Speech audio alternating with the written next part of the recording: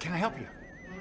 Yeah, I'd like to order a hamburger, fries, salt, maybe a large vanilla shake. Yeah. This is a trophy shop, can't you tell?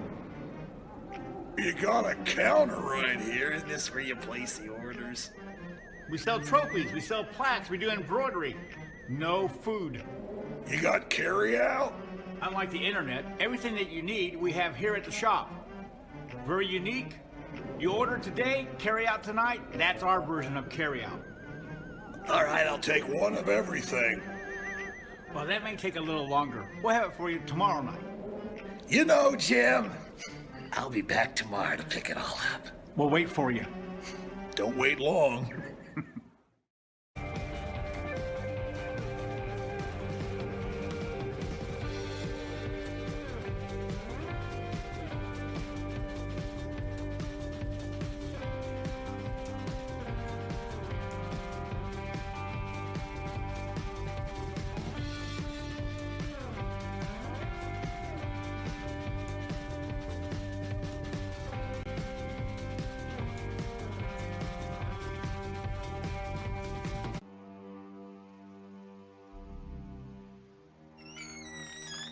Can I help you? Yeah, I'm looking for Logan Street signs and banners.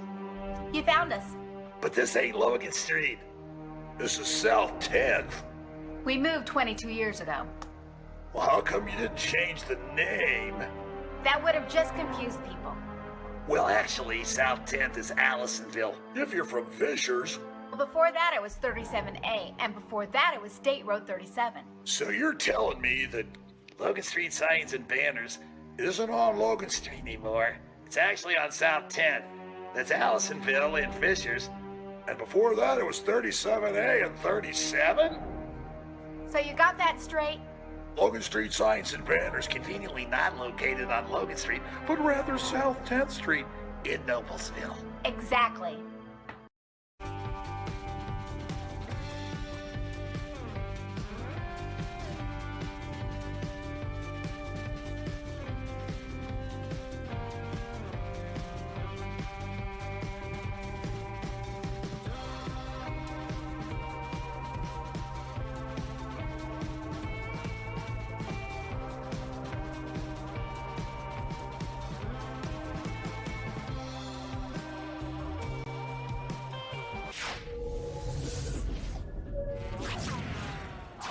For the playing of our national anthem.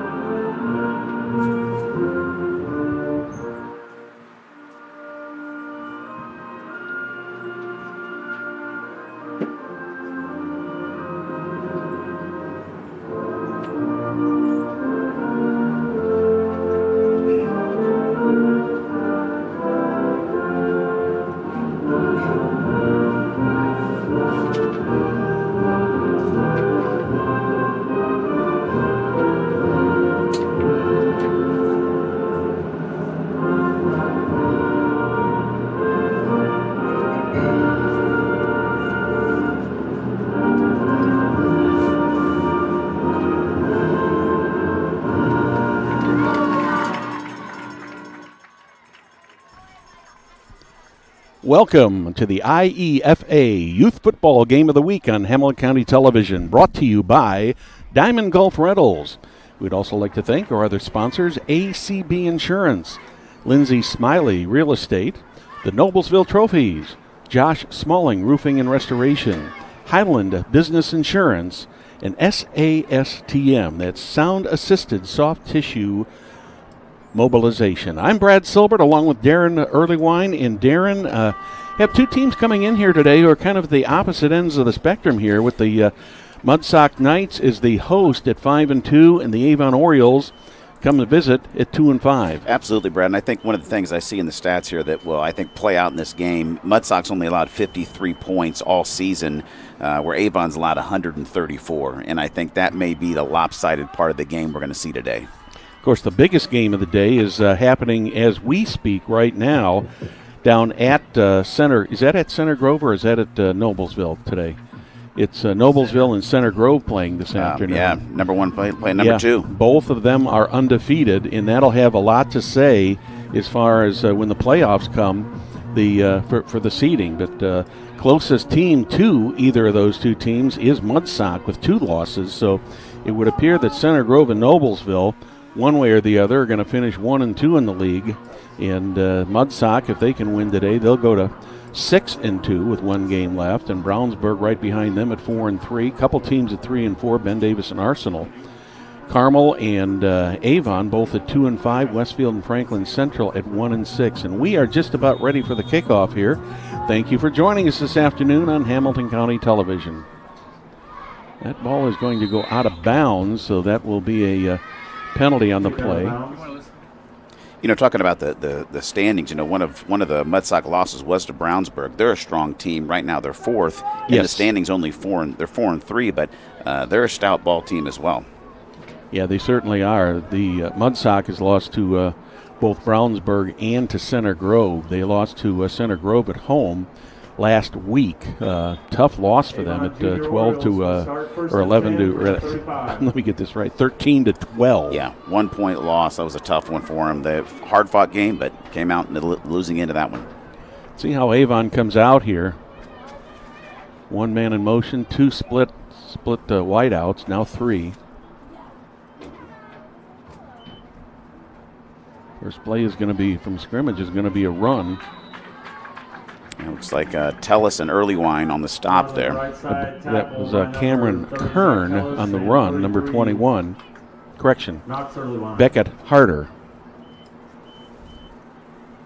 Got 1 yard on the play, so it'll be 2nd and 9 from the 36.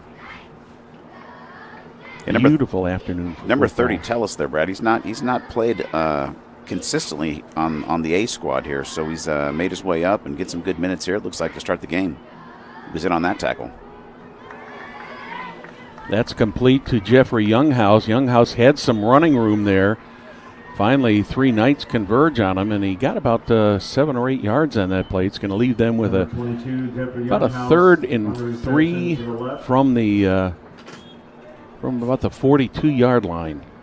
So Maurice Bradley Jr. in on that stop, as well as a couple other Knights coming up from the safety position to make that hit. 3rd and 2 from the 42-yard line.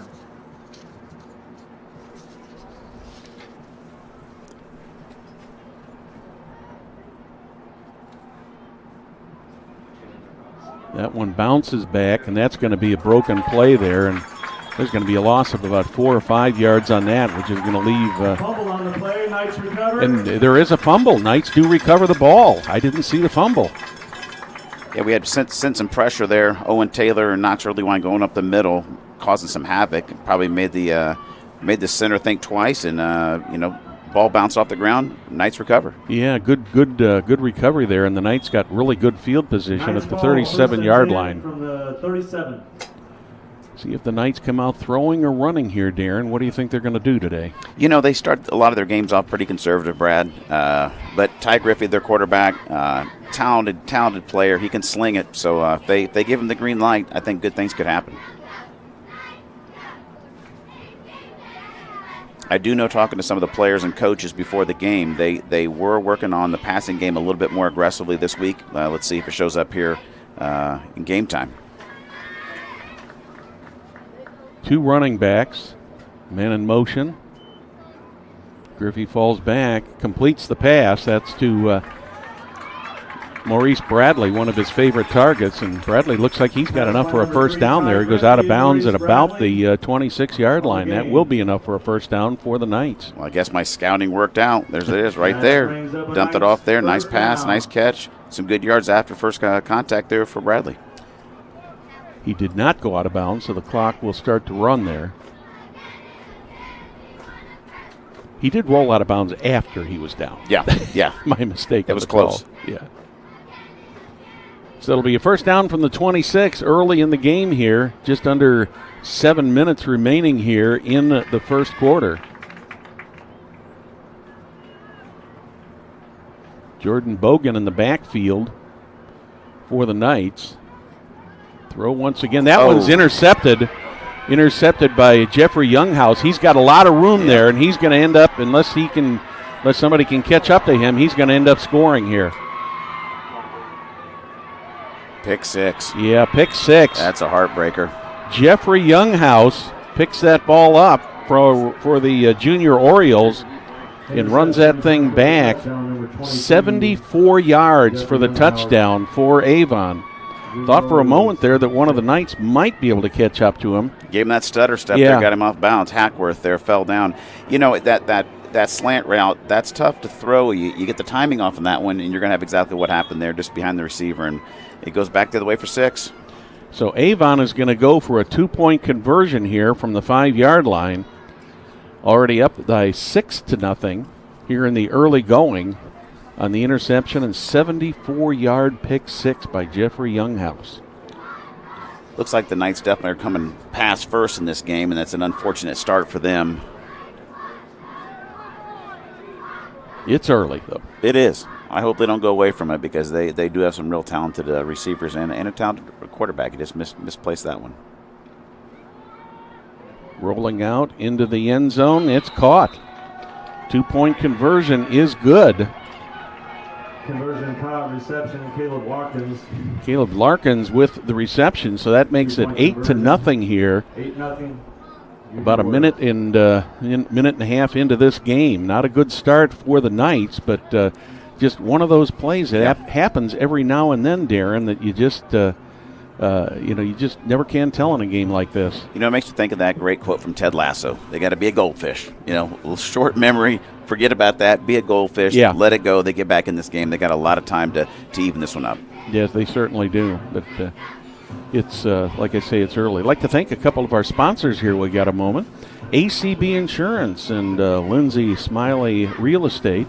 A couple of the great sponsors we have here for this IEFA series here on Hamilton County Television.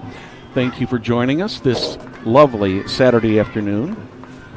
We're at Tiger Stadium on the campus of Fishers Tigers here in Fishers in TCU Field. The red uniforms, the reddish uniforms of the Knights kind of match the motif here at Fishers. Yeah, they do. We got Jalen Bogan and it looks like Maurice Bradley Jr. back deep. Both those are threats for a return.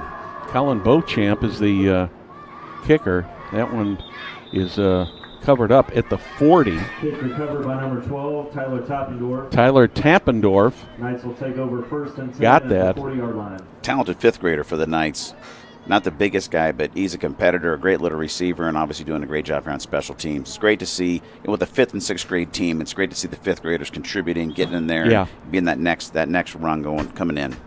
Yep, it certainly is. And Tappendorf really made a pretty decent play on that ball. It wasn't right in front of him. Yeah. And he had to move over to his right to get it, but made a good play, not trying to pick it up and run, just take that ball there at the 40 and let the offense work, and Ty Griffey gets back to work. Little razzle-dazzle there as we try to get out around the corner, and that one actually goes nowhere. He had some room. That was a good tackle by Joshua Tate. Yeah. He got in there and shoestring tackle, but made it happen. Well, if Bradley had been able to get away from him, he had a lot of running room in front of him, but yeah, he did. Tate came in there and made a nice tackle to make it no gain on the play. Tate is an imposing kid. He's big. He's a big boy. Big middle linebacker. I'm sure we'll be saying his name quite a bit, I bet, today. A fumble. Griffey falls right down on it. Result of the play is going to be a loss of 2 there. Just fumble in the exchange. Well, they're going to put it at the 39, so it'll be a 1-yard loss. 11 yards to go on the third down here. Tough third down play coming up, Darren. Yeah, I wonder if they stay conservative and hand it off, or maybe they try to get a chunk play here and see if they can't make it 4th and short. They're on their own 39-yard line. Mistakes like that on first, second down, they just kill the momentum for any team. Griffey under center this time. Hands it off in the middle. Boy, that Avon front line was right there. They got 2 yards on that play is all they got. Gain of 2 on the play brings up 4th and 9. 4th and 9. Well, they're going to move it down to the 42 now, so actually it'll be 4th and 8. We'll see what happens here with this kick, Brad. The Knights this year, they usually, if they punt, they have Griffey back there and kind of a little shotgun pooch punt. So it'll be tough to know if they're punting or not until the ball snapped here. Yeah, I was wondering. I didn't see a punter come in there. No, he's going under center. Looks like we're going for it. He's going for it. Maurice Bradley has got the ball. He's got the first down. He's got the first.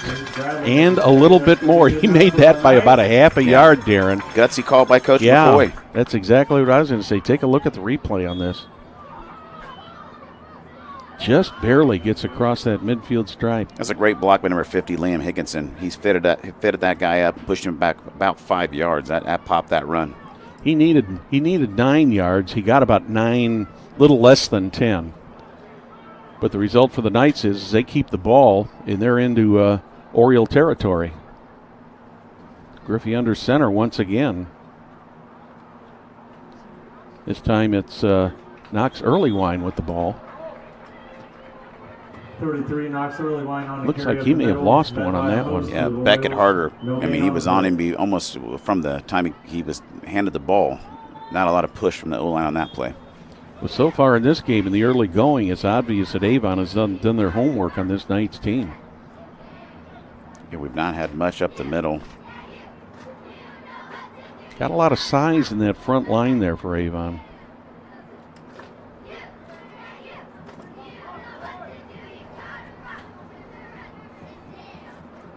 Two running backs, one wide out.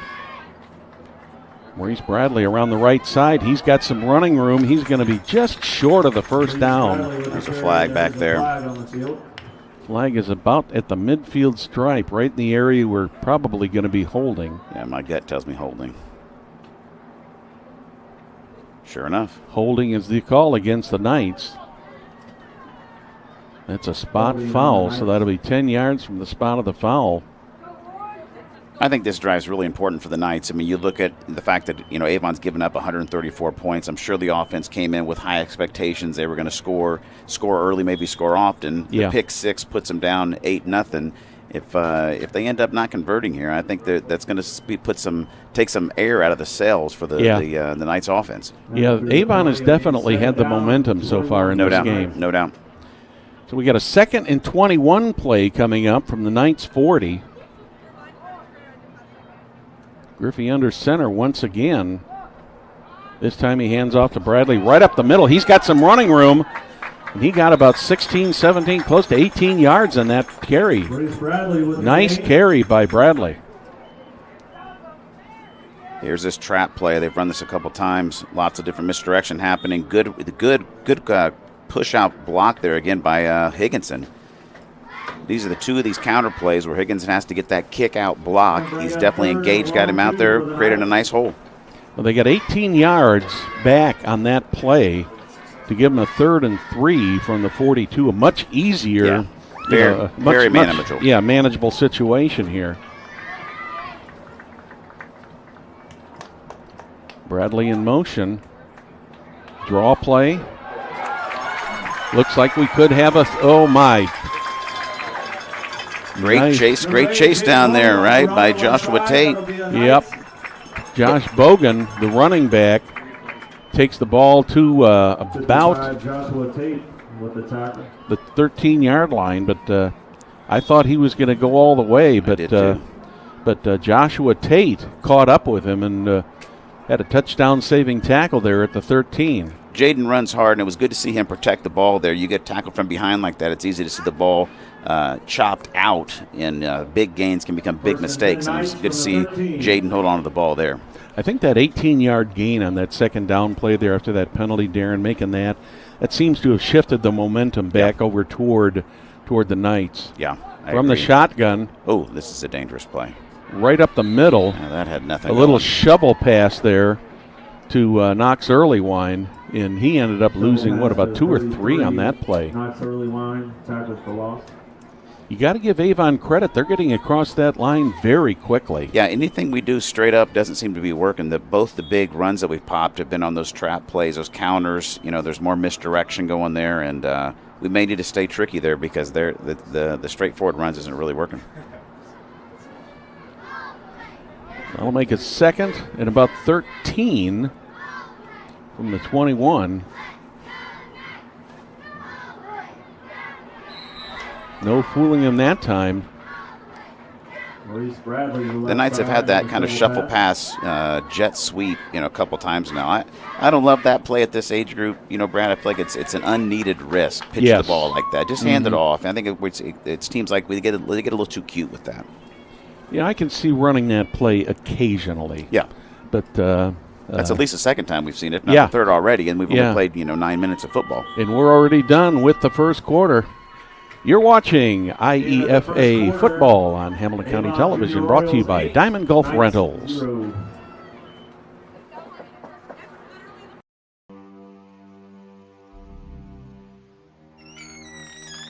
Can I help you? Yeah, I'm looking for Logan Street signs and banners. You found us. But this ain't Logan Street. This is South 10th. We moved 22 years ago. Well, how come you didn't change the name? That would have just confused people. Well, actually, South 10th is Allisonville, if you're from Fishers. Well, before that it was 37A, and before that it was State Road 37. So you're telling me that Logan Street signs and banners isn't on Logan Street anymore? It's actually on South 10th. That's Allisonville and Fishers. And before that it was 37A and 37? So you got that straight? Logan Street signs and banners conveniently not located on Logan Street, but rather South 10th Street in Noblesville. Exactly. Welcome back to Fishers High School, IEFA Youth Football on Hamilton County Television. I'd like to salute a couple of our sponsors here, Noblesville Trophies, Josh Smalling, Roofing and Restoration. Once again, thanks to these great companies who are making it possible for us to be able to bring you these great IEFA games. It's been a fun season doing this, Darren. I've enjoyed the games I've been involved with, and it's just neat to see these youngsters grow and develop. And as you and I do work a lot of high school sports, it's interesting to see some of these names, and here another 5 or 6 or 7 years. We'll be calling them at the high school level. Well, there's no doubt. My oldest son plays varsity for Hamilton Southeastern Royals, and he played Knights, and so many of the starters for both Fishers and HSC right now came out of this program, and I'm sure the same is true with all the other schools, Avon, Center Grove, Noblesville. It's just a great developmental league for sure. So the Knights have got a 3rd and 13 here to start the second quarter. Griffey rolling out. He's got a receiver wide open. We're gonna. Oh my! I thought Knox Earlywine was going to get that into the end zone. But boy, talk about a shoestring tackle there by the Avon Junior Orioles. Earlywine tried to run over him. Maybe should have given him a last juke there. Yeah. He breaks this tackle. Nice juke there. Yeah, he was just going to roll that guy over. He probably should have maybe given him a spin move. Next time he'll change that up. Yep. Play results in a gain of about 16 yards and a first down. Officially, they're calling it 1st and goal from the 1. So the Knights here want to try to at least get a touchdown here and try to even this up. Griffey under center. Well, a little confusion there, but he's still going to get in. Jaden. Number 8. Jaden Bogan with the touchdown. Coming at the 8:24 mark here of the second quarter. There's some confusion. Earlywine stayed on his block, I think helped out there. They were spinning around there, but finally got in. A little bit of a broken play, shall we say. Yeah. Will the Knights go for 2 or 1? It looks like they're going to go for 2 here. And they're going to kick. Higginson's been kicking the ball better the past couple weeks. He's really getting into a flow, and see if he can punch this one in and tie this game up. Ty Griffey, the holder.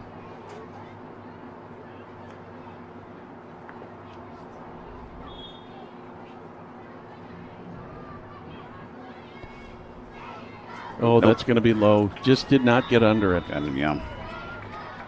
So the extra point attempt is no good. So 8:24 remaining here in the first quarter. Avon Junior Orioles 8.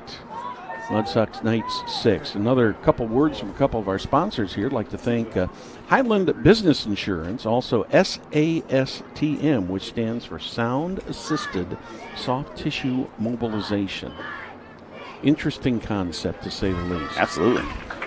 Well, the Knights had the opportunity to try to tie this up here, but that kicking game, Darren, at any level, even, you get to the pros in college, and it's tough. Yeah, it really is. Once you get, to college or the pros, you got so many, guys that were soccer players at one point that came in, but at this age, your soccer guys are still playing soccer, and then you come into the season, you got to figure out, who can actually kick the ball, and obviously the advantage, if you kick it from the 5, you get 2 for it, but I don't know. It's a feast or famine situation, and it bit the Knights when their loss against Center Grove. They end up losing by 1 point, and we'll see what happens in this contest. It could come down to the wire, and those things could be make or break at moments. So Liam Higginson will kick off now from the 40. Kick on the ground, fielded by, I believe, that was either Silas Langford or John Phillips. I couldn't tell which one of them it was. Looks like Keegan Noonamaker recovered that. By number 30, Keegan Noonamaker. I read that number wrong. First and 10, Avon. I guess they were going for some kind of like a little pooch kid. I'm guessing they were wanting that to kind of tumble down a little bit further than that, but Higginson kicked it right at that guy's chest. And yeah, it didn't even go 10 yards because when Noonamaker picked it up, he was on the Knights side of the 50. So the Orioles start in good field position.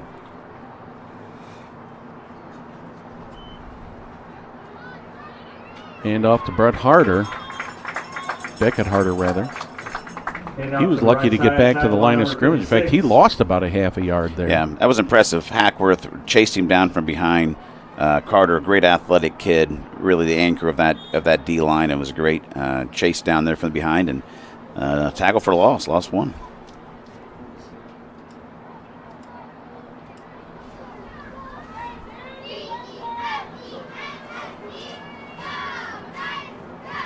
Second and 11.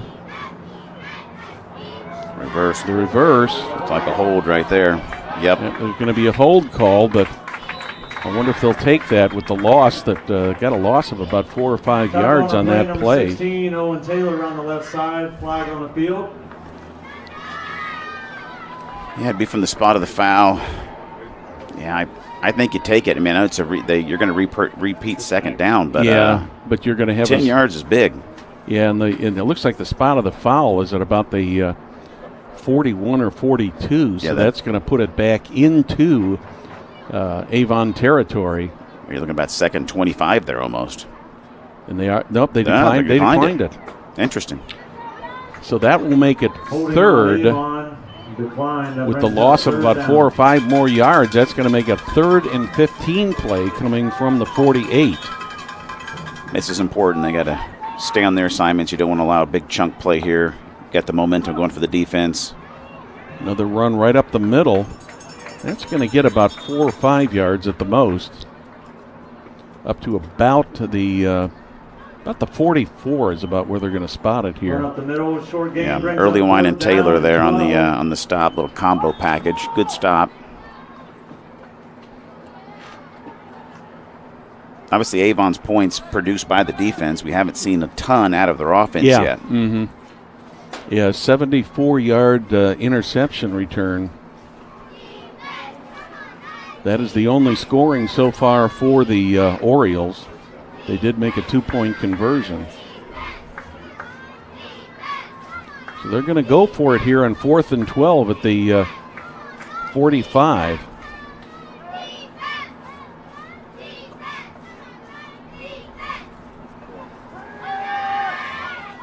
Right up the middle, and number 21, Beckett Harder, makes the reception. It looks like he's got enough for the first down. Number 16, Owen Taylor. Yeah, Owen Taylor on the stop. He was right there, but there comes the replay. He's at that wing back position, just swings around chip block there, runs right in the middle.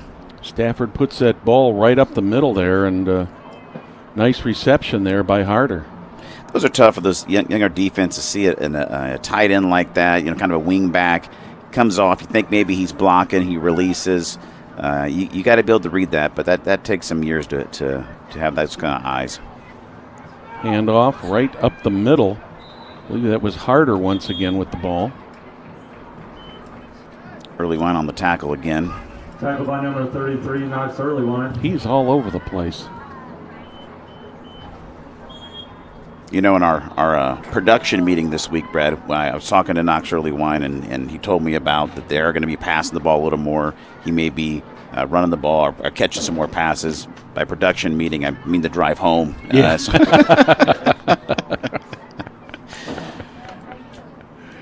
Oh, I miss those days.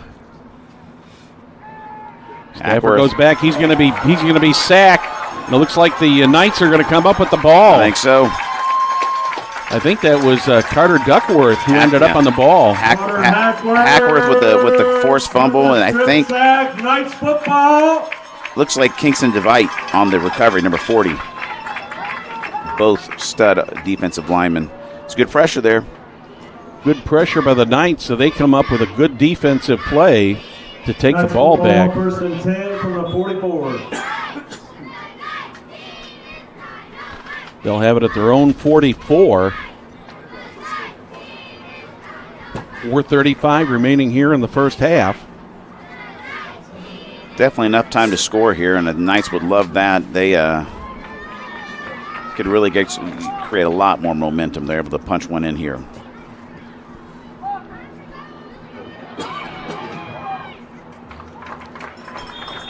Nice little 8 or 9 yard gain there by the Knights. Flag on the field. Jaden Bogan, I love watching him run. He doesn't mess around. He gets the ball. He gets downhill. You can see his legs are always churning.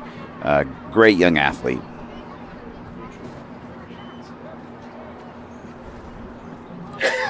We got a flag down here, Brad. They're going to wave it off. It's kind of in the area there where you might have a holding call, but way out on the far side there, on the far side of the field. I wonder if our receiver was lined up. Maybe there was some controversy, or they thought maybe he was offsides. Yeah, because the flag was thrown about 2 yards behind the line of scrimmage, but as it goes, it'll be about a 7 yard gain to make it second and 3 from the 49. Around the near side here.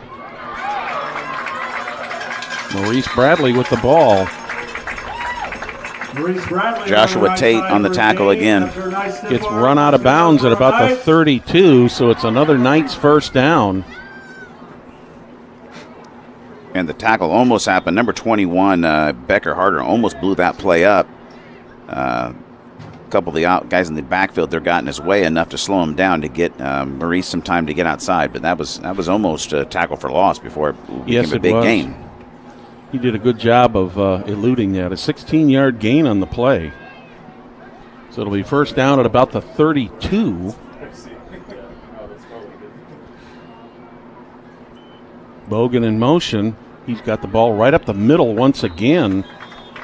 Get close. He's carry up the middle for a short gain. Well, they didn't even quite as much as I thought that we were going to give him on that. I thought he was down to about the 27 or 26, and they placed the ball at the 28. But nice little run because Jaden was in motion there and actually running backwards when he got that ball handed off to him. Yeah, 73, Tyrone Pusha the third on the tackle. I like that. It's a great last name. Mm-hmm. That's a good football name. It Pusha. Is, yeah. That'll work. Once again, running the ball. This time it's Maurice Bradley, and he's going to score. Scores for a Knights touchdown. 28-yard touchdown by Maurice Bradley, and there's no yellow on the field, so the Knights are going to take the lead here. Nice run by Maurice. You got Maurice coming up here. Knox early on the lead block. Hackworth out there with some good blocking as well, making a way, and Maurice found the openings and went to pay dirt. So the Knights are lining up for a 2-point conversion here once again. Will they attempt to kick it, or will they attempt to run it in here? I don't see Higginson in there. Yeah, or if he is, he's usually an interior lineman. I think he's in there at guard. So we're gonna 4 wideouts. Probably putting this one in the air. Looks like Griffey's going to go toward the side there, and he's got it. Complete to Knox Earlywine. 2-point conversion, good. That was a well-thrown ball. That Yes. defender, if you watch as the defender, if Ty wouldn't have put a little loft on this, that ball's going to be batted down by 25. Yeah, very nicely thrown there. Man, number 22, was in with Jeffrey Younghouse. Yeah, all Knox had to do was turn around and just catch the ball. It was high enough that it was over the defender, but by the time he was a couple yard or so in front of the defender, and that ball came right down into his breadbasket. So the Knights have taken the lead now at 14-8 with 2:52 remaining here in the first half. That 28-yard run by Maurice Bradley is the difference so far. I'd like to thank a couple more of our sponsors, Diamond Gulf Rental, our lead sponsor, along with ACB Insurance and Lindsay's Smiley Real Estate. Thank you for sponsoring IEFA Youth Football here on Hamilton County Television. Great to have you with us here on a beautiful Saturday afternoon for football. Just a bright sun out there, but just cool enough to keep it from getting too hot. Yeah. Orioles knocked that one down at the 49-yard line. That was kind of a dangerous play on the part of the Orioles there, because the guy who got that, I believe that was Keegan Nunemaker once again. That ball bounced off of his chest, and he was just able to pounce on that before the Knights were on top of him. That's twice we've done that. I can't help but think that the Knights are trying to cause some kind of turnover or whatever, because most of the time this year they've been kicking it deep, and that's twice that Higginson's kicked it right into somebody's chest. That has to be some kind of strategy that they're going for today. So the Orioles with the ball at the Knights 49. Handed off to Younghouse. Finally cuts up the field, gets about 3. Kenworthy on the stop there. Gain of 3. Lucas Kenworthy with the big 35 on his uniform. Another 5th grader. Looks like the starting linebacker Owen Taylor looked like he was getting his leg patched up. Looks like maybe he had gotten a cut or something on the leg. They were patching him up on the sideline, and Kenworthy's in there doing a great job. And next man up. 2nd and about 7 for the Orioles. Younghouse once again. This time he goes nowhere. 33 Knox Earlywine with the fill and tackle. Earlywine snuffed it out. Stepping up, filling that A gap, and tackle for loss. The defensive line and the linebackers there have done a great job of not allowing much up the middle today so far by the Orioles. Only score the Orioles have is on a 74-yard interception. Yeah, looking back through some of the Avon games, I'll say this after this play. Pressure. Owen Maurer. Stafford is going to be brought down in the backfield. He's going to lose about, we're going to put him back to about the 49 or 40, 48 or 49. And we've got a timeout called. Yeah, looking back through, they've got, they've scored about 64 points over the year, Avon has, and compared to, HSC, Mudsock, they've almost doubled that. So this is not a high-powered offense. It doesn't seem to be for Avon, but see if they can get some momentum going here, and we only got a minute 21 to get it done, I guess, at least in the first half here. Once again, thank you to the Noblesville Trophies Group, Jim Wofford and Company up there in Noblesville, to Josh Smalling Roofing and Restoration also for sponsoring us here this afternoon on Hamilton County Television. Thank you for joining us. Great to have everybody with us, and nice crowd of people out here on a beautiful Saturday afternoon, Darren. Yeah, supporting youth football. Great to see the community out. And the youth cheerleaders out here too. They add so much to this, and a game you and I were at last night at Hamilton Southeastern against against Zionsville. Yeah. They had youth cheerleader night there. Yeah. At one point, I think we had 150 young cheerleaders on the track there. That was pretty special. Quite a sight to see. Yeah. So this will be a 4th and 9 play from the 48.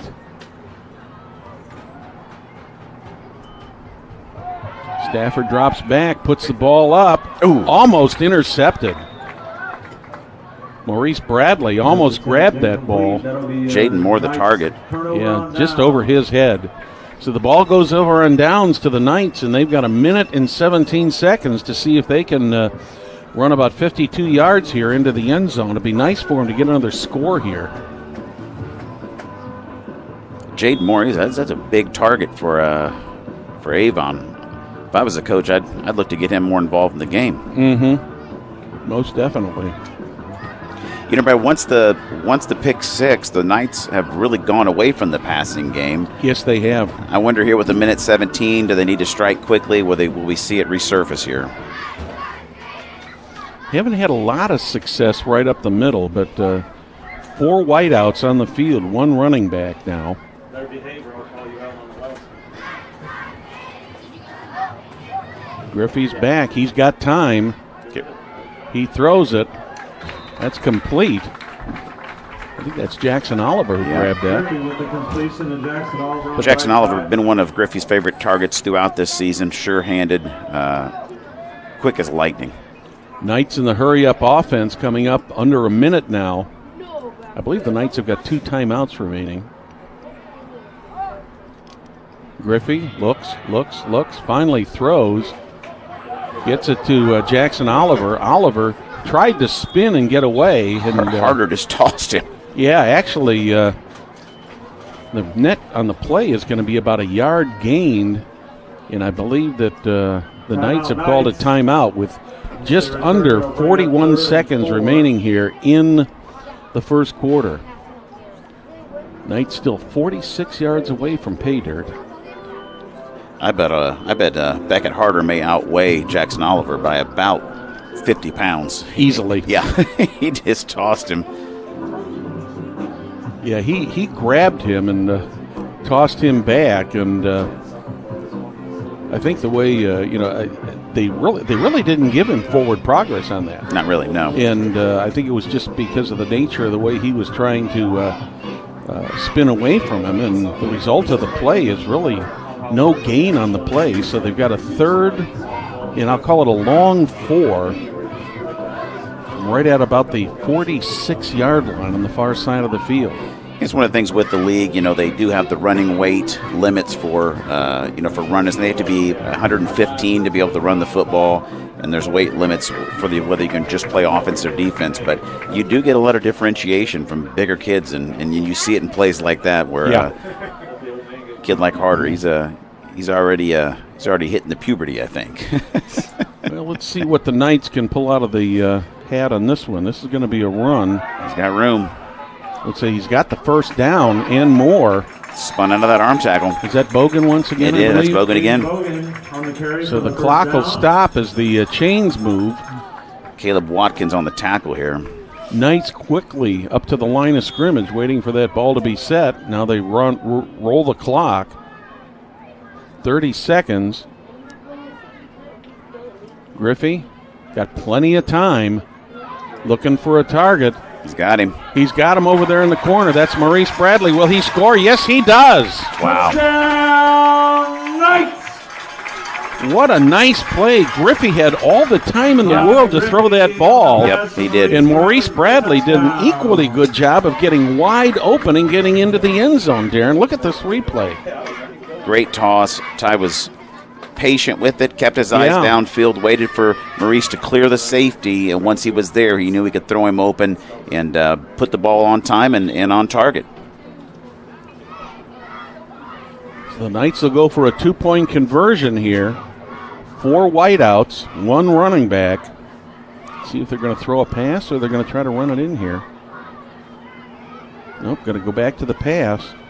Griffey got a lot of time, finally puts it up, and it's good. Wow, good eyesight there, Ty. I mean, Yep. Didn't freak out, found the open receiver. Yeah, went back to his favorite target, Maurice Bradley. So we got 18.3 left here in the first half. In the Knights have run off 22 in a row since giving up that interception early in the first quarter, Darren.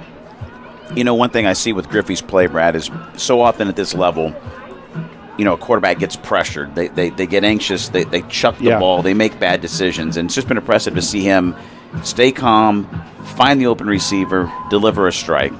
Well, even on that interception, that interception was not his fault. I mean, he just had an Avon player who just stepped right up and got in front of the intended receiver and got lucky and ran it back for a 74-yard touchdown. And that's really been the only highlight for the Junior Orioles at this point. Yes, yeah.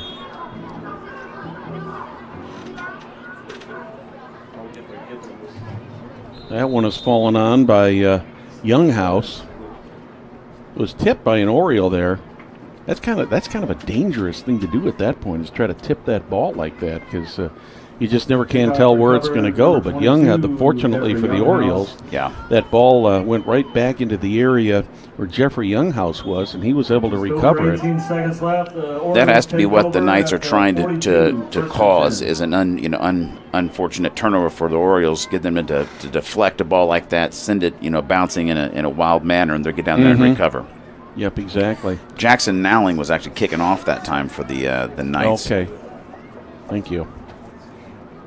It's usually Higginson's job, but Nowling was in there.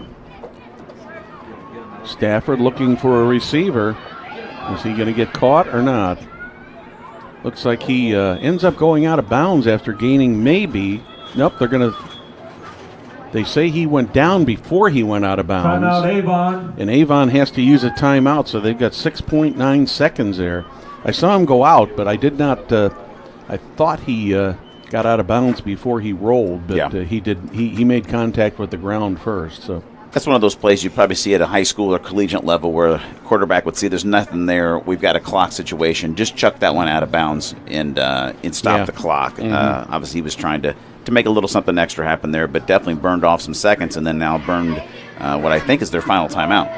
Yeah, this would be their final timeout. Just about 7 seconds remaining here. Probably time for maybe 1 or 2 plays. Boy, the bees are out here in Fishers today. Did you bring your honey into the box or something? I don't know. They just keep coming in the box here. I've already swatted 3 of them. That thud you may have heard in the background earlier. It was you setting a bee free. Yeah. Sending to the big beehive in the sky. That's it. Second and 9. Remind me who kicked off to start the game, Brad? Was it? I believe the Knights kicked off. That's what I thought. I thought we deferred, so they'll get the ball back to start the second half. And I was just thinking the same thing and trying to remember. Stafford from the shotgun.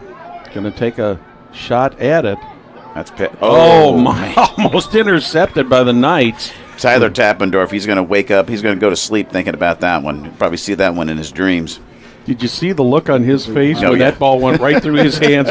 He looked down at his hands and went, "I can't believe I didn't catch that." That's one of those plays when it's coming to you, everything goes in slow motion, and it didn't turn out probably the way he was imagining it. 1.5 seconds remaining here in the first half. 1 play left. Unless there's a penalty. Lateral. That was Beckett Harder. Tackled by 16. Owen Taylor on the play. Who made the reception. Owen Taylor makes the reception. So after the first half, it's the Mudsock Knights 22, Avon Orioles 8. You're watching IEFA football on Hamilton County Television Sports, brought to you by Diamond Gulf Rental. How long do they do?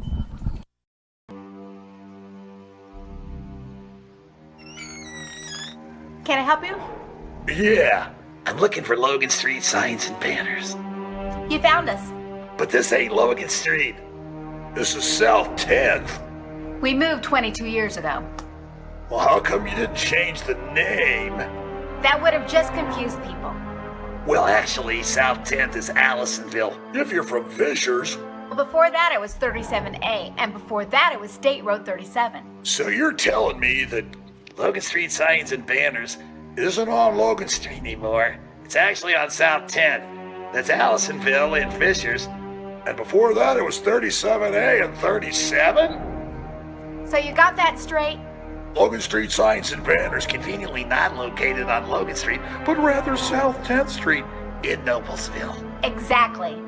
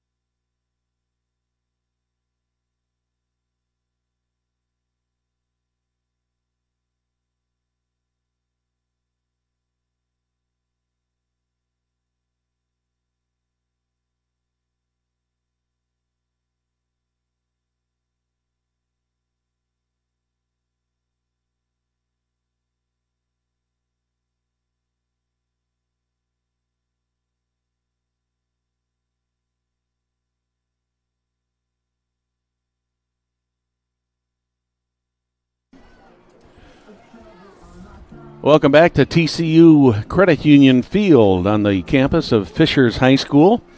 This afternoon's IEFA youth football game featuring the Mudsock Knights and the Avon Orioles. I'm Brad Silbert along with Darren Earlywine. And Darren, it started out a little precarious for the Knights, Yep. but after what you could call a major or minor faux pas, they have come back and scored 22 unanswered points. Well, as we talked about before the game, I mean, looking at that, points allowed, Avon's given up 134 points, to the Knights 53. The Knights defense has shut them out. Like we said earlier, I think probably the only high point for the Junior Orioles has been the INT pick 6. And my prediction would be we won't see a lot of that changing in the second half because the Knights defense they're just that stout. We'd like to welcome you to IEFA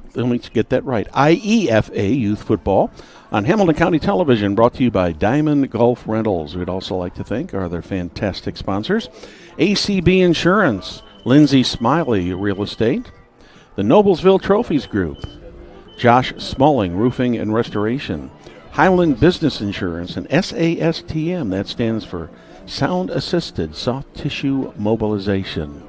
Brad Silbert, Darren Earlywine here at Fishers High School. One half in the books, the other half coming up here. I guess if I was the Knights, I wouldn't change a whole lot of what they were doing, but the Orioles obviously have to make some adjustments and try to get some points on the board here. Yeah, and I would think that probably means they may go to the air a little bit more, which, they've got some great targets. We talked about it. Jaden Moore was a great target for him. Beckett Harder was out there catching some balls for him. I think they have potential to do that, but there's always the risk of an INT in that situation. Yes, and the Knights will get the ball to start the second half. Start the second half. The only score for Avon so far is that interception that came like less than 2 minutes into the first quarter. Let's see what the Orioles try to do here.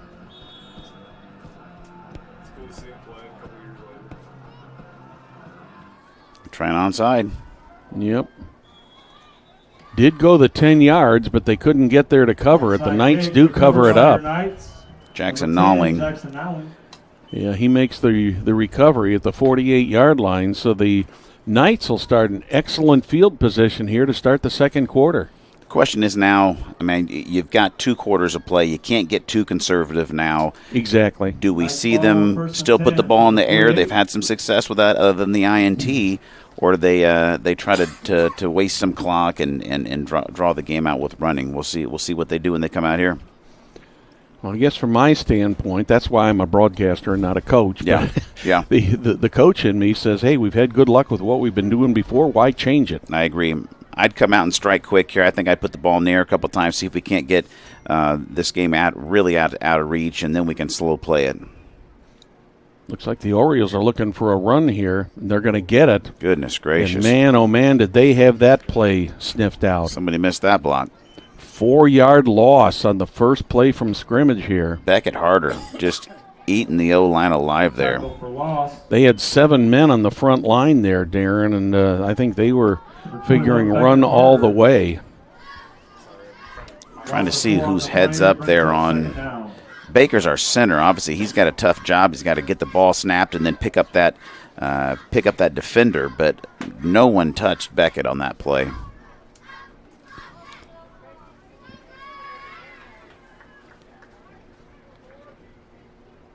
So a 2nd and 14 play coming from the 44. Yeah, he's right in that A gap. Not quite as many people up front this time as Avon had the first time. Griffey under center. He's going to throw. He's got a target. It looks like he's got Jaden Bogan. Bogan gets the loss back plus a couple more. Jaden Bogan. That's going to set up about a 3rd and 8 from midfield. I watched that play of the interior there. Carter Hackworth, number 66 for the Knights. He fitted up really great with Harder, put a good block on him. I'm wondering what that play before was. There just some confusion, not knowing where he's at. Obviously, when you have a defender that lines up in one of the gaps, sometimes as an offensive lineman, if you don't communicate, you guys can both guess wrong and leave him a wide open hole. Well, the Knights need to key on number 21, Beckett Harder, if they're going to have success here, because he's been a defensive juggernaut so far. Griffey going to throw once again. This time it's out to Bogan, and he's going to be a little bit short of the first down, about 3 yards short, but he's brought down at the 45-yard line. 4th and 3. That'll be 4th and 3 for the Knights.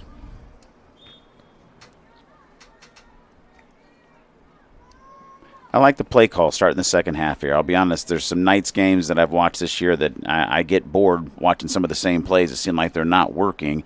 I feel like we're getting a little more creative. I feel like we're digging a little deeper in the playbook, and it's working.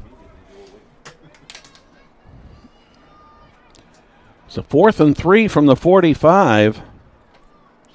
Griffey under center. He's going to throw. Got it up. Caught. Owen Taylor, great snag. Number 16 with the reception. Owen Taylor's got the first down and more at the 35-yard line. Taylor did a nice job on the catch on this. I thought he was not going to be able to get to it, but did a good job of getting there. Yeah, he came back to the ball, which was good, Brad. You don't see that lots. Oftentimes in young receivers, they run their route and they wait for the ball to get to them. Oftentimes that results in an interception. Owen adjusted, came back to the ball, and it's a first down. Yeah, it was a little bit short going down there, but he did make that adjustment very well. Griffey under center once again. This time they hand it off to Bogan in the middle, and he's caught right at the line of scrimmage there. And guess who? Jaden Bogan on the carry with the tackle, number 21, Beckett Harder. Harder's and on that again. You heard our PA announcer say it here, Yeah. and he is all over the place. He passes the eye test. I mean, he just looks like an athlete. It looks like he's tall, he's lean. You can see how athletic he is. Great defender. I've got to believe that the junior highs and the high schools out in Avon are looking at this young man and saying, we can't get him quick enough. Yeah, I think you're right. He is definitely going to be a good one to contend It's like with. they're bringing some pressure here. We got 5 down linemen. 2nd and 10. Puts the ball up. Nice catch there by Oliver. And he's got a first down. Complete from Ty Griffey to Jackson Oliver, number 18, for another Knights. Well, they weren't joking. The Knights coaches and players saying that they're going to throw the ball more, and they sure have. And this is another beautiful one. Ty puts it up.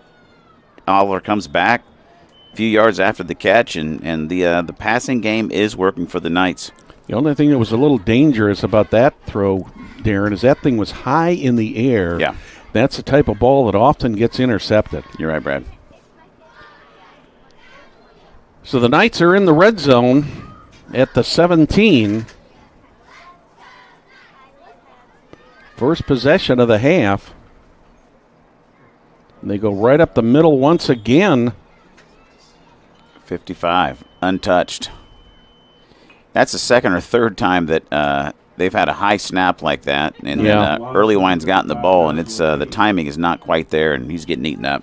The boy between Joshua Tate and Beckett Harder. Defensively, they have led the charge for the Orioles so far today. Yeah. 3-yard loss on the play, so it'll be 2nd and 13 at the 20. We're in the third quarter. 4 minutes, 49 seconds remaining here in the third. The opening drive of the third quarter.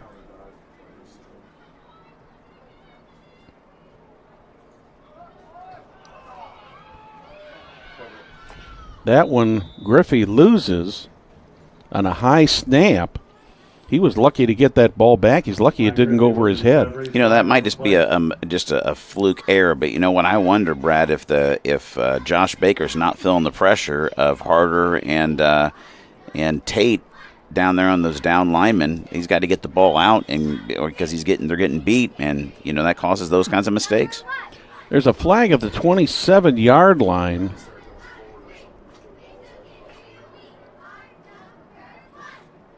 I'm not sure. It looks like it's an illegal procedure penalty that was called against the Knights. The Orioles are going to wisely turn down that penalty because the result on the play was a loss of about another 7 or 8 yards. So they've got Quite a ways to go. There's 12 men on the field, I think. Yep, he was running on the field, and that's going to give us 5 free yards right there. So the Knights are going to get 5 of that back.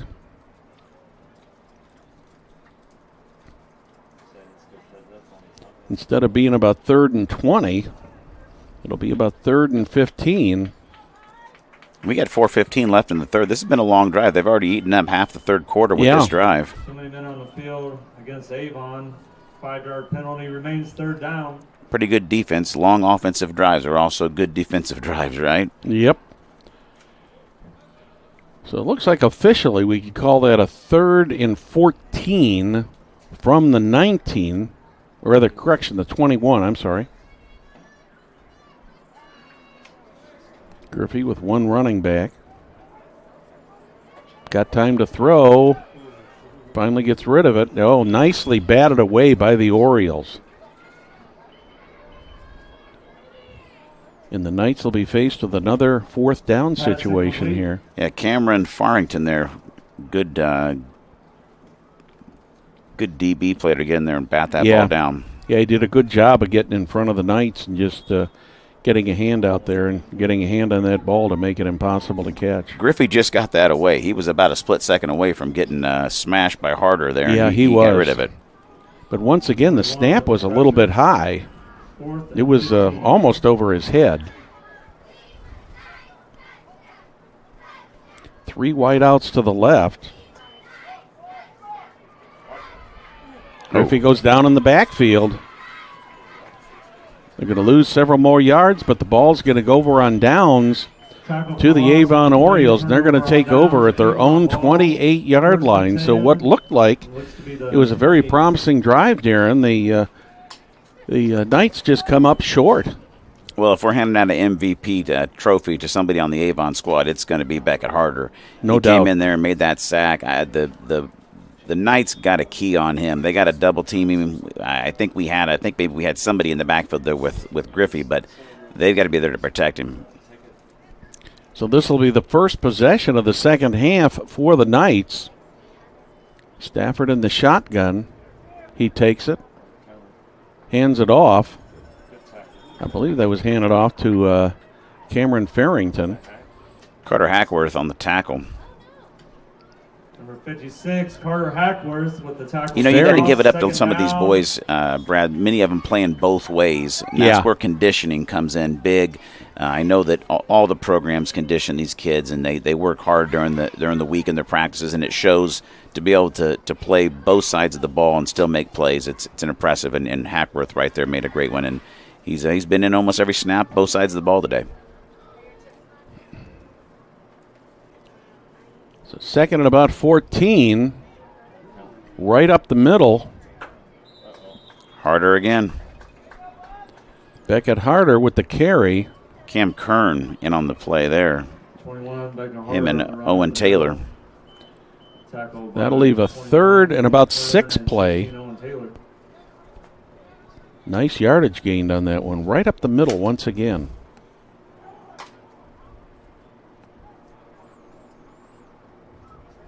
Had him right around the shoes there. Good ankle tackle.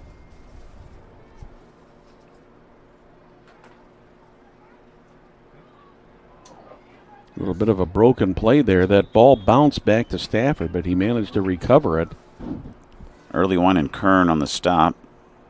21 on the carry. So the Orioles will gain 1 on that play. That'll leave them with a 4th and 4. 4th and 4. And I've got to believe at this point in this game, Darren, that being down 22-8, that there's no choice but them to go for this. They've got to get some offense going here. No doubt about it.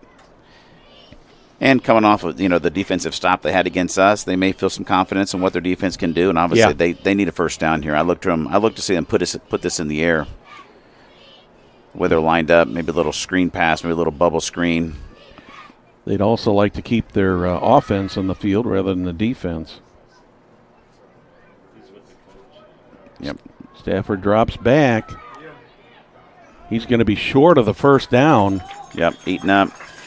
I think they were releasing the wing back. They were trying to get that same pass play they had earlier where he comes off and chips, releases to the center of the field, and it wasn't there. The Knights linebacking core backpedaled. They read it. It was good defense. So 1:08 remaining here in the third quarter. Once again, thanks to Noblesville Trophies, Josh Smalling, Roofing and Restoration, Highland Business Insurance, several of our great sponsors here for IEFA Youth Football here on Hamilton County Television. Thank you for joining us. Great day for a football game. What else is there better to do on a Saturday afternoon, Darren? Not much. Not much. Right up the middle, Bogan with the ball. Going to get about 2 or 3. Great, Joden Bogan on the carry up the He's middle. Down. Timeout on the field. Grabbing his back, it looks like. Yeah, he rolled, and he is right on. He's on his stomach right now. I didn't see on the play if he got twisted up or exactly what happened on that. I did not either. Well, it's good to see him roll over there. One more week of the regular season left. Next week, going to be down at Franklin Central. It's Franklin Central will entertain Center Grove. That'll be a 2 o'clock game. Mudsock will be playing at Hamilton Southeastern High School next week. They'll have a home game against Noblesville. That'll be a tough one. Yeah. Noblesville undefeated and only giving up 30 points all season. Really stout ball team. Avon goes to Westfield next week. That'll be a 6 o'clock start.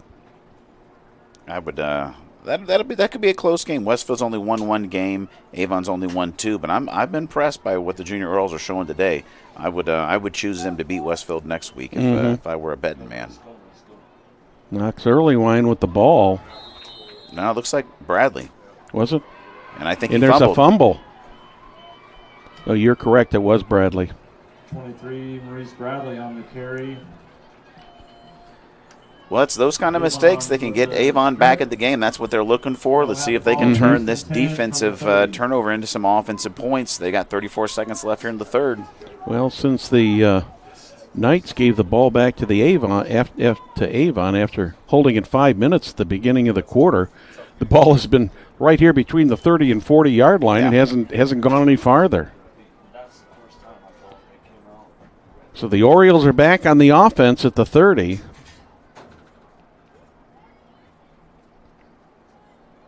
Stafford's got Washington in motion. He hands it to him. He's got a little bit of running room. Knox Earlywine finally gets him close to the first down. I think he's going to be maybe half a yard short or so. Number 8, Caleb Watkins on the carry on the right side. 33, Knox Earlywine on the tackle. Yeah, they gave him 9. And that's the end of the third quarter with the Mudsock Knights leading the Avon Orioles 22-8. You're watching Hamilton County Television Sports, brought to you by Diamond Golf Knights Rental. 22, Avon 8.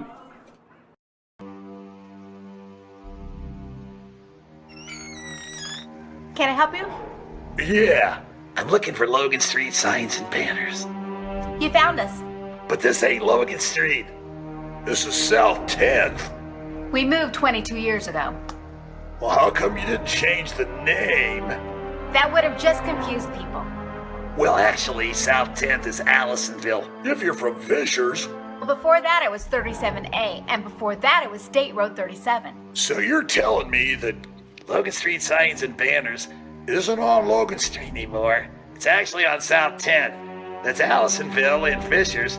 And before that, it was 37A and 37? So you got that straight? Logan Street signs and banners conveniently not located on Logan Street, but rather South 10th Street in Noblesville. Exactly. Welcome back to Fishers High School, IEFA Youth Football on Hamilton County Television, brought to you by Diamond Golf Rental. It's the Avon Orioles visiting the Mudsock Knights here at Fishers High School today. 3 quarters are in the books. Knights with a 22-8 lead. Looks like they're going to bring some pressure here. They do. and they run around it. Yep, nice job of getting around that pressure. The ball is dropped, but it is recovered.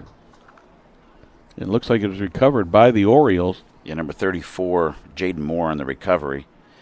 Yeah, the Knights brought pressure there, but the handoff went the other direction, and he got away from it and picked up a first down. Needed one for the first down, ended up getting about 8 or 9 yards in that play. Looked like Taylor and early one were blitzing off the B and C gap on the right side. They unfortunately guessed the wrong side. Had they been on the left side, I think that's probably a tackle for loss. But you take the risk when you send the pressure sometimes. First down for Avon from their own 47. That one goes to Harder. He's met behind the line of scrimmage. He's going to lose about a yard on that play. Harder on the carry. Tackle for loss by a host of Knights. Or, as people say once in a while, a round table of Knights. That's it. It was a great play there by, I think I don't see the replay, but Luke Anders, number 11, he did a great job on setting the corner there and sealing that off, making the running back cut back towards the defense. And that's important for an outside linebacker to do, that outside containment, and Anders did a great job on that play. Knights with 4-man on the front. Stafford got away from one, but the second man in got him. Tyler Hathaway. Number 60, Tyler Hathaway with the Hathaway sack. with the sack. Big loss on that play. That's going to make a huge third down play. Going to make it about third down and about 18, I believe, from about the 40-yard line. Hathaway's a big energy guy. I like to see him in the game making a difference. Well, it looked like the Knights had Stafford there, and he managed to get away, but then Hathaway was right there, and he sealed the deal for the Knights. We did. Big third down play here coming for the Orioles. They're going to get back in this game. They've got to keep this ball for a while and get back on the scoreboard.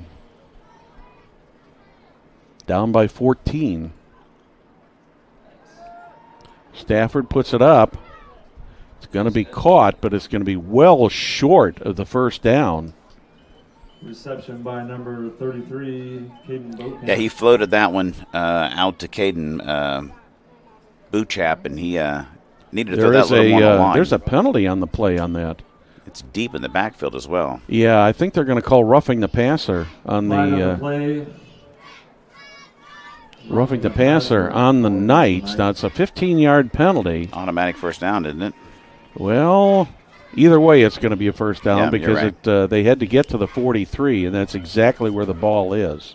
Yeah, that's a costly penalty for the Knights. Yes, it is. They don't want to see the Junior Orioles get back in this game, and giving them 15 for free is one way to do it.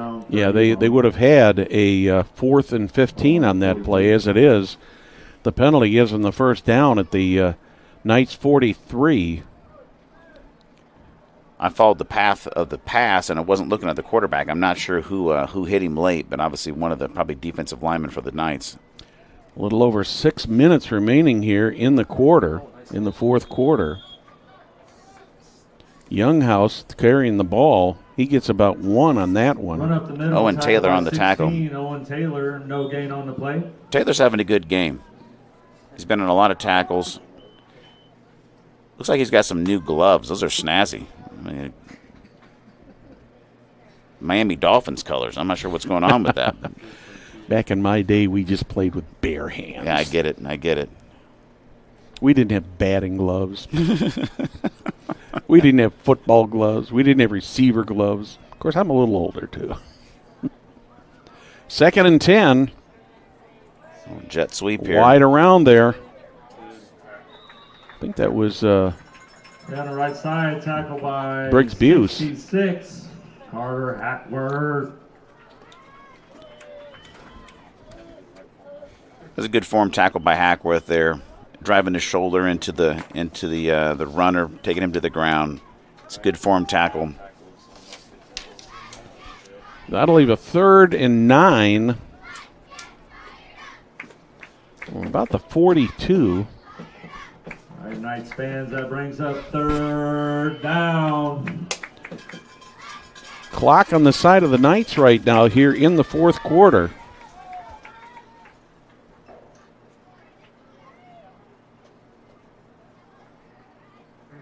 Another high snap. This one goes to Caleb Watkins, and Watkins is brought down in the backfield. Owen Maurer. Owen Maurer. Maurer and Earlywine coming together for that one. That's going to be a 5-yard loss in the play, so we'll make it a 4th and 14, just a little over 4 minutes remaining in this one. Once again, thanks to some of our great sponsors here of IEFA Football, Diamond Gulf Rentals, ACB Insurance, Lindsay Smiley Real Estate, and the Noblesville Trophies Group. 4th and 15. 4th and 15 from the 47. 3:40 remaining in this one. Thought the Knights might bring some pressure here, but they're not. They're going to play it straight up. Stafford puts that one way up in the air, and that's intercepted. Maurice Bradley Jr. Maurice Bradley. That's what we're talking about that on that play that the Knights made just a little while ago. The way that ball was thrown so high in the air, and all Bradley had to do on that one, Darren, was just kind of camp under it and wait for it to come down. There was not an Avon Oriole within 10 or 20 feet of that ball. That was a pop fly. Yeah, he walked right underneath it and caught it. Yep. That'll be Knights ball, 1st and 10 from the 33. So the Knights take over at their own 33. I would think the passing game is probably done for the Knights now. We're going to try to ink out a couple first downs here, I'd imagine, on the ground and burn this clock up and walk away with a W would be my guess for the Knights strategy here. Clock has still been running during this turnover. I thought that that should have stopped, but they did not stop it. Here's Maurice Bradley around the right side. He's going to get about 3 or 4 yards on that, but he does not go out of bounds. A good heads-up play by him to stay in bounds. He's had a great game today. Both sides of the ball, really, offensive and defensively. Going to give him 4 yards on that play. Brings up a 2nd and 6 from the 37. Knights huddling up, taking all the time in the world, shall we say, here to get this play underway. There is no play clock in youth football, so I guess they give them what they call reasonable time. Yeah, I can't remember. Oh, that's going to be a tackle for a loss. Yeah, that was not reasonable blocking. No. For loss, number 73.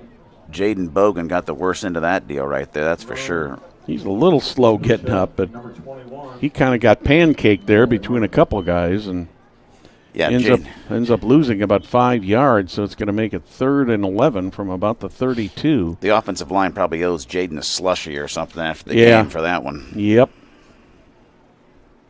Yeah, it was almost like the Orioles were in there untouched. 3 running backs, no wideouts. And once again, try right up the middle. And the Orioles will have none of that. I tell you what, on that play, Earlywine's probably run that play 3 times. He's probably got -6 yards. There's just no blocking on that one. I think we probably need to take that one out of the playbook and burn it. We might need to do something different from there. So the Orioles call their timeout. Be a 4th and 12 from the 31. Remaining in the contest. Do the Knights punt this ball here, Darren, or do they try to put a little yardage on here? Do they put it up in the air, keep it on the ground? What's your prediction, my friend? With a minute 34, I would see is probably Griffey will probably be in the shotgun. I would see him just pooch punting this one, hopefully get a nice roll on it, and at least get the ball another maybe 20 yards down the field. As stout as our defense has been, I think we punt it away and take our chances. Yeah, the defense has done a good job today. They have not allowed a point. The only the 8 points that the Orioles got came on an interception, a 74-yard interception return to give them 6 of them, then a 2-point conversion. So defensively, the Knights have had a great game today. Yep, look like we're going to punt it away. Looks like it's Hackworth back there, actually, not Griffey. So this is a pure punt. Oh, great boot. Yeah, that's nice going to get over play. his head. That's going to end up going out of bounds at about the 35-yard line. Yeah, reversed the field. That was big. Mm-hmm. You know, when you have a team down like Avon here is, Brad, I mean, you want to try to throw the deep ball. You want to try to get the points quickly. You have to, obviously you have to, but then I think a lot of times when you have a young quarterback that may not have the arm, you know, you end up floating the ball up in the air like we saw that last play, and that's not what you need. But it's tough to get bigger chunk yards in the passing game if you can't throw the ball, you know, deep, really. Mm-hmm. Well, the Knights got a good break on that punt there. They got a 34-yard punt rolled out of bounds at the 35-yard line. 1 minute and 27 seconds left in this one.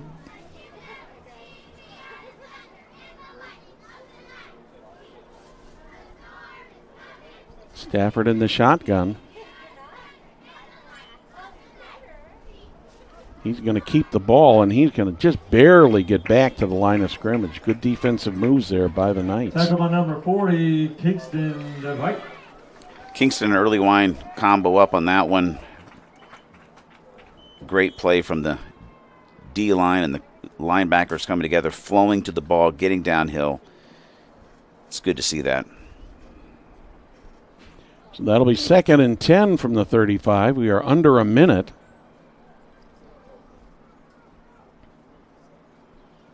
Got one split out wide out here. Oliver one-on-one with him. And they're going to put it in the air. Number 40, Kingston DeVite. DeVite with the sack. Stafford goes down once again. Loses almost 10 yards on that play, so it'll bring up a 3rd and 19, under 30 seconds left.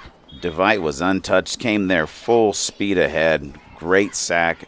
Big loss. Will they even running? Yeah, will they even run a play here? They don't even, do they have another timeout? They're not even. I'm not sure if they do or not. I know they've used at least 2, but I don't think we're going to see another play get run here by the time they get up to the line because we're getting down to 5 seconds. Will they get it off? They do. It's a sweep around the left side. Orioles trying to make something happen, but that will be the end of the game. So this one's in the books. The Mudsock Knights defeat the Avon Orioles 22-8. Darren, your thoughts on this game? Yeah, I mean this puts the Knights 6-2. I think they were really in control of the whole game. Yes. The pick six obviously had to make him nervous. I think we came in, we thought this was the kind of game we would see. Defense didn't give up any points. Obviously, the 8 on the interception. This is how I saw it working out. This is how it did. And but I think there's some real talent on this Avon team. They've got some all-stars on that squad. Yes, they do. They don't maybe have 11 on both sides to make it happen. But really, really great game, and Knights with some momentum, and they're going to need it for next week's matchup against Noblesville. Yep, it's going to be a tough game. Well, thank you for joining us today. I'd like to thank you for watching IEAF. Let me get that right, Ener. IEFA Youth Football on Hamilton County Television, brought to you by Diamond Gulf Rental. We'd also like to thank our other great sponsors, ACB Insurance, Lindsay Smiley Real Estate, Noblesville Trophies, Josh Smalling Roofing and Restoration, Highland Business Insurance, and SASTM. On behalf of our technical crew of Bill Wofford and Jim Wofford, I'm Brad Silbert. Good day from Fishers.